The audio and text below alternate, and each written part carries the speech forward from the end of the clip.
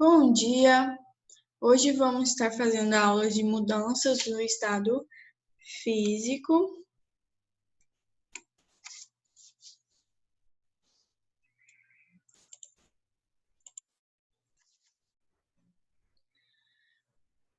A fase em que uma substância se encontra depende, além da sua temperatura, da pressão a que ela está sendo submetida. Se forem modificados os valores da pressão ou da temperatura, ou de ambos, a substância pode sofrer uma mudança de fase. Cada uma das seguintes mudanças de fase tem um nome característico. Vamos observar ali na figura. Para ocorrer as mudanças de estado físico, ebulição, sublimação, ali na direita, é necessário que a substância absorva o calor, ou seja, são endotérmicas. Já as mudanças do estado de condensação, solidificação, sublimação inversa ocorrem com perda de calor, ou seja, exotérmicas.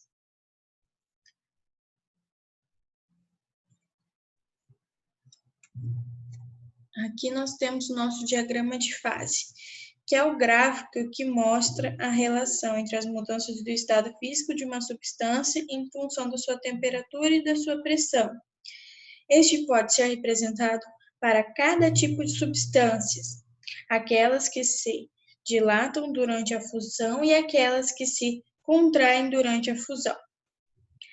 As substâncias que se dilatam durante a fusão são a maioria e que o diagrama de fase é representado da seguinte maneira. Aqui no primeiro, tá? Dessa forma. Já as substâncias que se contraem durante a fusão, como a água, por exemplo, são as minorias. O diagrama de fase da substância é representado dessa segunda figura, tá? Aqui tá com o eixo em vermelho. Nesses diagramas de fase, suas substâncias, a curva 1 representa a curva da fusão, a 2 a curva da evolução e a curva 3 a curva da sublimação. Cada ponto dessa curva representa a coexistência entre duas fases correspondentes da substância. O ponto T, nos diagramas de fase, representa a temperatura e a pressão em que a substância devem estar submetidas para ela coexistir nos três estados físicos da matéria, sólido, líquido e gasoso. Já o ponto C é chamado de ponto crítico. Ele representa a maior temperatura que uma substância no estado gasoso pode sofrer condensação, apenas aumentando-se a sua pressão sobre ela. Quando a temperatura for maior que a temperatura do ponto crítico, a temperatura crítica, é possível fazer uma substância condensar apenas com o aumento da pressão sobre ela. Esse ponto crítico define a diferença entre vapor e gás. Quando a substância estiver no estado gasoso abaixo da temperatura crítica, ela é chamada de vapor. Porém, se ela estiver uma temperatura maior que a temperatura crítica, ela é chamada de gás. Nos diagramas de fase, a curva de diferença da substância não sofre dilatação ou contração da fusão, é a curva da fusão. Para a maioria das substâncias, ou seja, aquelas que se dilatam durante a fusão, a temperatura de fusão aumenta com o aumento da pressão sobre a substância. Porém, para substâncias que se contraem durante a fusão, como a água, por exemplo, a temperatura de fusão diminui quando a pressão sobre ela é aumentada. Esse comportamento é normal, que é diferente do comum, apresentado pela água, explica, por exemplo, por que uma garrafa estoura no congelador, quando a gente coloca uma garrafa de vidro ou de plástico seco, né? E por que o gelo flutua, certo? Então, por essa dilatação que o gelo sofre, ele consegue flutuar sobre a água. Agora vamos falar um pouquinho dessa experiência de Tyndall. A experiência de Tyndall demonstra a influência da pressão da temperatura de fusão da água. Nela, um bloco de gelo a 0 graus Celsius é atravessado por um fio metálico tracionada por pesos em suas extremidades, sem que o bloco de gelo se parta, pois ele sofrerá o fenômeno do regelo. O fio atravessa o gelo sem parti-lo, pois o fio, fracionando pelo seu peso, aumenta a pressão sobre o gelo e faz com que a sua temperatura de fusão diminua. Logo abaixo do fio, o gelo se funde e o fio consegue passar pelo gelo, que está na fase líquida. Após a passagem do fio, ocorre o regelo, pois a pressão sobre a água diminui sua temperatura de fusão, que volta ao normal. Esse fenômeno do regelo acontece também com patinadores que deslizam sobre o gelo. As lâminas dos patins aumentam a pressão sobre o gelo, que por sua vez diminui a sua temperatura de fusão. Isso faz com que o gelo se funda e o patinador deslize sobre a água. Após a passagem dos patins, a pressão sobre a água diminui e ela volta ao seu estado sólido através do regelo. Agora falando um pouquinho de sobrefusão e superfusão. A superfusão ou superfusão é o nome que se dá a um líquido que permanece nesse estado físico numa temperatura menor do que a sua temperatura de solidificação. Por exemplo, quando se retira calor lentamente da água, é possível mantê-la líquida em temperaturas inferiores a 0 graus Celsius. O gráfico da temperatura em que a fusão do tempo de retirada do calor representado ao lado ilustra a situação da água em superfusão, que é elevada até a temperatura de -4, que é ali no ponto C, tá? Qualquer agitação provocada nesse sistema produz imediata solidificação da quantidade de água que já deveria ter sido solidificada e produz um aumento da sua temperatura a temperatura de solidificação. Caso o calor continue a ser retirado, a solidificação continuará normalmente até que a água se solidifique.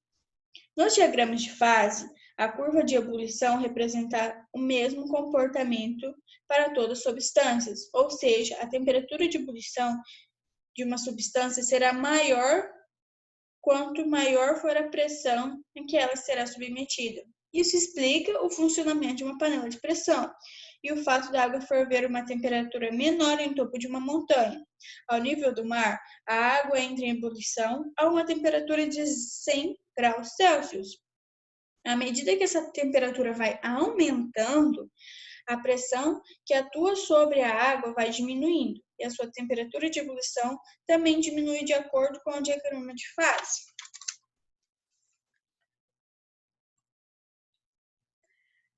Então, aqui, ali no barquinho tem o mar, aí conforme a altitude vai aumentando, também vai se diminuindo essa temperatura de ebulição da água. Então, lá em Santos, a água ferve a 100 graus Celsius, que é uma cidade beira-mar. Mas lá em La Paz, que é lá nas montanhas, ela ferve a 87 graus Celsius, que está a 3.600 metros de altitude a nível do mar.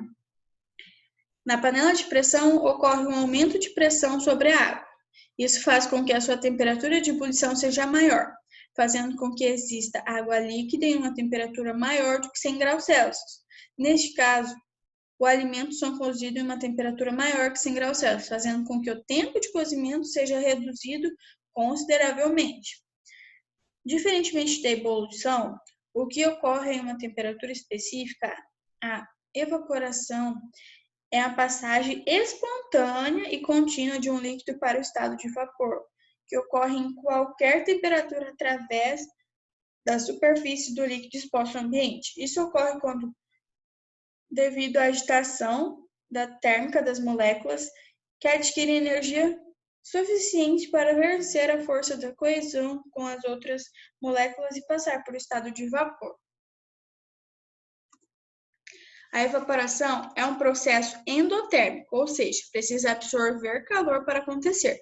Isso explica o fato de uma pessoa sentir frio quando sai de uma piscina, mesmo em um dia ensolarado.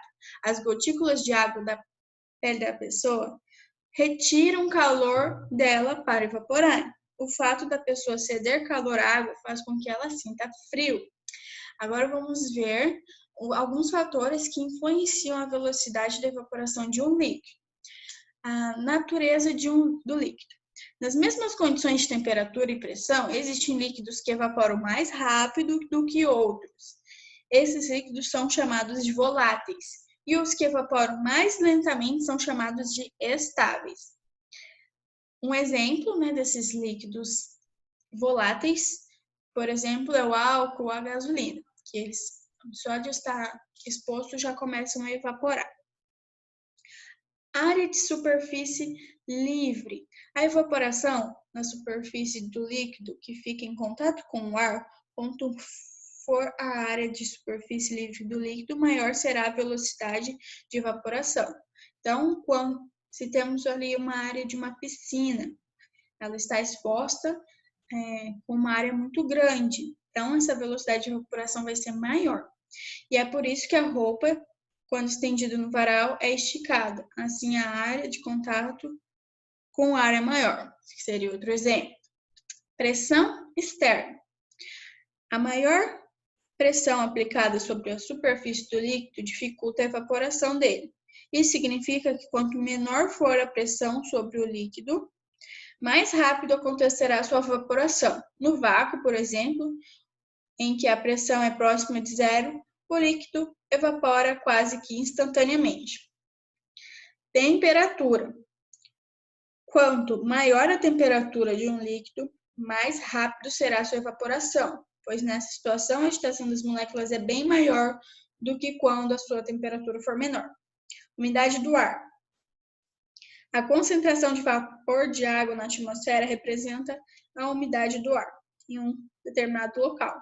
Quanto menor for a umidade do ar, mais rápido será a evaporação do líquido. A umidade relativa de um ambiente é a razão entre a pressão exercida pelo vapor de água no ambiente e a máxima pressão que ele pode exercer sobre o ambiente.